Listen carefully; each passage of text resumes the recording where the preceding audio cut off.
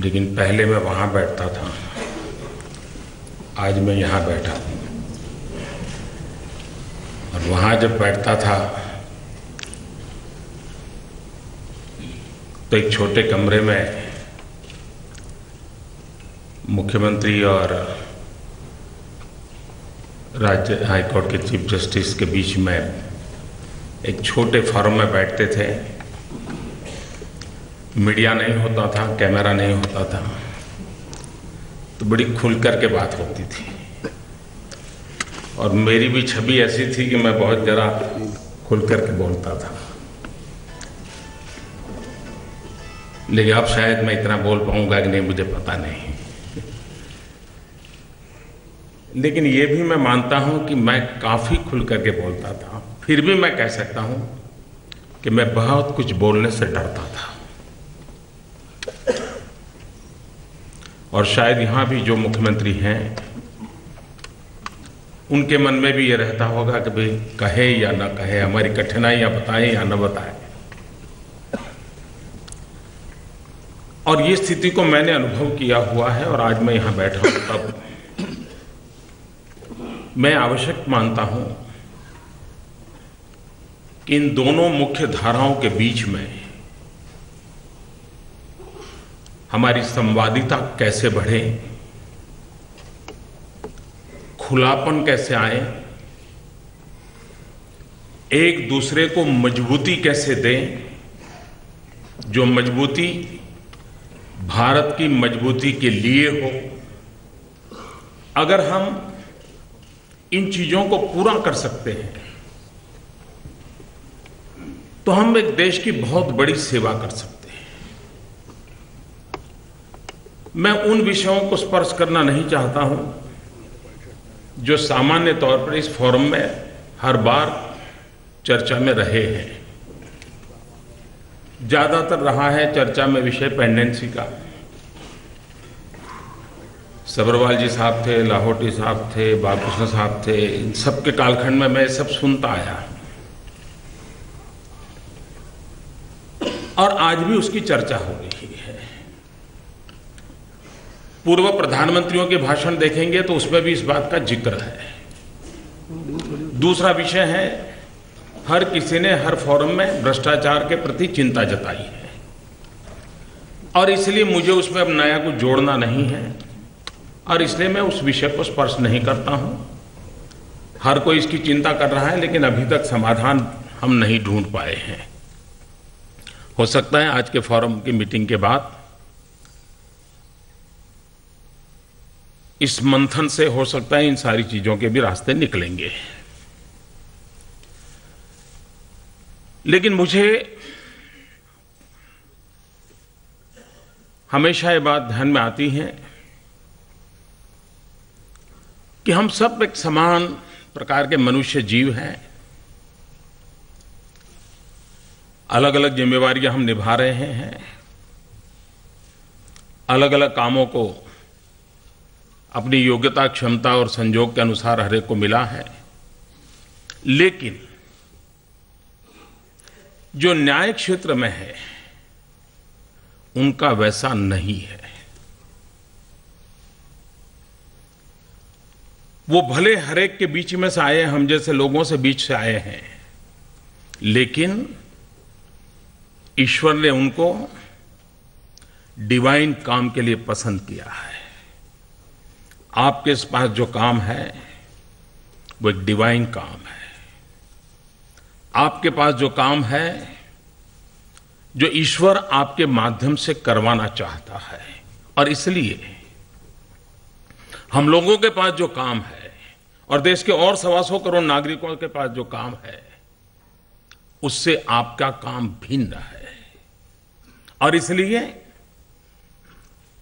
आपकी जिम्मेवारियां भी बहुत हैं और देश की आपसे अपेक्षा भी बहुत है। और सामान्य नागरिक की सर्वाधिक अपेक्षाएं हैं, क्योंकि उसको लगता है कि मैं भगवान के पास तो नहीं पहुंच पाता हूं, लेकिन ये एक जगह है कि जहां मेरा कुछ होगा। उसके लिए भगवान के पास नहीं पहुंच पाता हूं तो कहां पहुंचूं, तो वो आपकी तरफ देखता है। और उस अर्थ में कितना बड़ा डिवाइन काम आपके पास है। और मुझे विश्वास है कि आप जहां बैठे हैं वहां हर पल उसी बात को स्मरण रखते हुए काम करते हैं। और ये भाव किताबों में पढ़ाया गया नहीं है सामान्य नागरिक को। इस इंस्टीट्यूट ने अपने व्यवहार के कारण, अपनी परंपरा के कारण, अपने चरित्र के कारण सामान्य मानवी के मन में ये आस्था पैदा की है। ये आस्था इंजेक्ट की हुई आस्था नहीं है, ये इवॉल्व हुई है। और जब इवॉल्व हुई है आस्था तो उसकी ताकत भी बहुत ज्यादा होती है। और इसलिए मुझे विश्वास है कि इस महान परंपरा को हम और अधिक उजागर कैसे करें, और अधिक ओजस्वी तेजस्वी कैसे बनाएं, ये हमारा दायित्व है। अभी दत्तू साहब कह रहे थे क्वालिटी मैन पावर के लिए। आज तो हम भाग्यवान हैं कि आज हमारे पास इस क्षेत्र में जो मैन पावर है उसके लिए हम गर्व अनुभव करते हैं। लेकिन हमारा यह भी दायित्व है कि आने वाली पीढ़ियों में कैसा मैन पावर इस क्षेत्र में आएगा। और इसलिए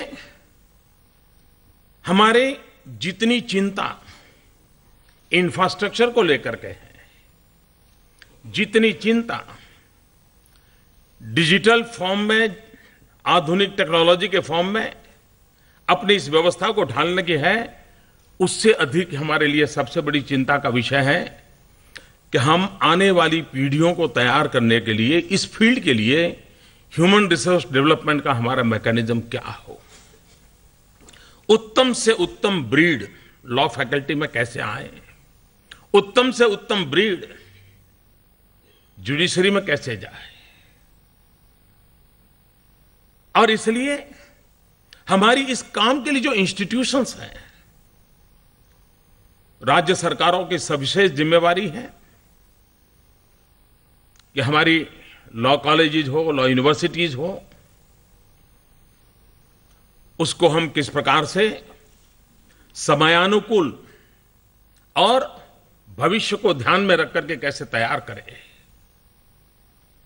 और जितनी बड़ी मात्रा में हम इस क्षेत्र को बल देंगे, हमारी बहुत सारी आवश्यकताओं की पूर्ति हो गई। जब मैं मुख्यमंत्री था, यहां बैठता था सामने,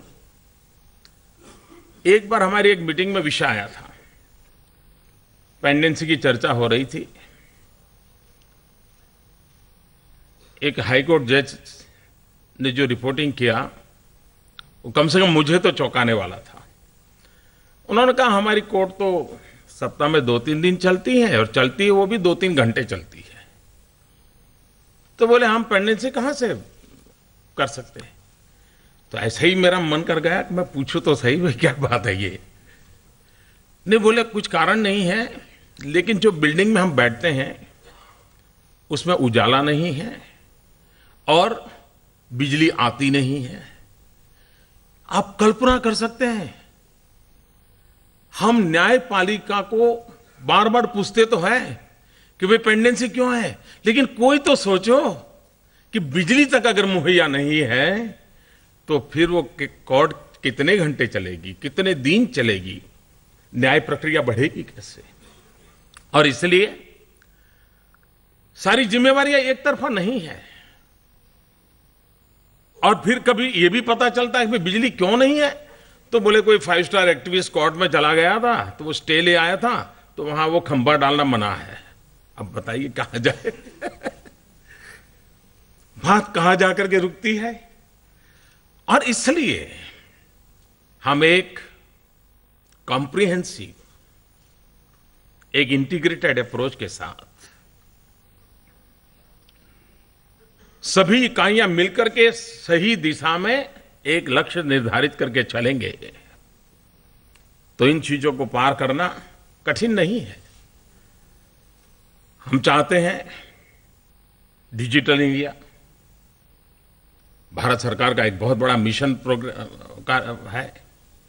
ये डिजिटल इंडिया में मेरा अनुभव भी कहता है, हम जितना जल्दी टेक्नोलॉजी का उपयोग हमारी न्यायिक व्यवस्थाओं में लाएंगे, हमारी सुविधा बहुत बढ़ेगी, हमारी क्वालिटेटिव चेंज आएगा हमारे काम में।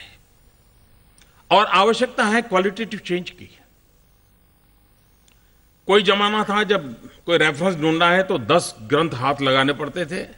आज कोई भी रेफरेंस ढूंढना है, जस्ट गूगल गुरु के पास चले जाओ, 2 मिनट में गुरुजी लेकर के आ जाते हैं। ये सुविधा बढ़ी है। इस सुविधा का लाभ जितना तेजी से हम हमारी न्यायिक व्यवस्था की हर चीजें, पुराने सारे जजमेंट वगैरह, कल मुझे हमारे चंद्रचूड़ साहब मिले थे तो कह रहे थे कि इलाहाबाद में कोई 50 करोड़ पेजेज ऑलरेडी डिजिटल हो चुके हैं। बहुत बड़ा काम है, बहुत बड़ा काम हुआ है। और ये मैं समझता हूं कि जितना तेजी से होगा उतना आने वाले दिनों में इस क्षेत्र को एफिशिएंसी लाने के लिए बहुत काम आने वाला है। कभी कभार ये भी लगता है कि देश को सशक्त न्यायपालिका चाहिए कि समर्थ न्यायपालिका चाहिए, पावरफुल जुडिशरी चाहिए कि परफेक्ट जुडिशरी चाहिए।